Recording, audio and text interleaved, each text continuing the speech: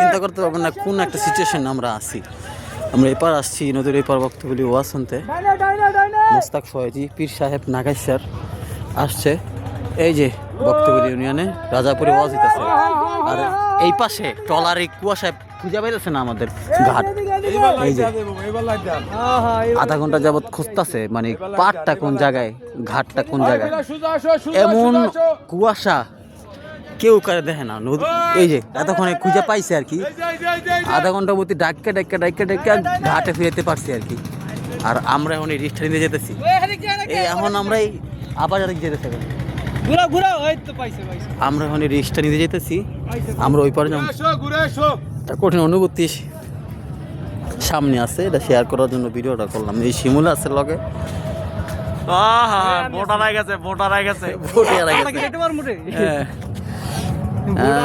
ওই যে একটা কথা আছে না, অ্যাম্বুলেন্স অসুস্থ, লাশের কপালে দুঃখ আছে। এই অবস্থায় অনেক অ্যাম্বুলেন্সই অসুস্থ হয়ে গেছে। অনেক মানুষ আমরা রিক্সা নিয়ে এখন এই যে কোটটা আইসে মাত্র। যদি হারিয়ে যাই বাসায় জানিয়ে দিও। না না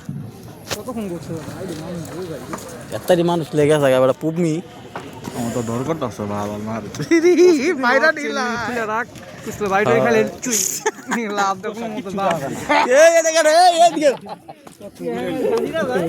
উল্টা কথা কইছে একদিকে যা একদিকে ওকে ডাক দা লইলাম হপায়।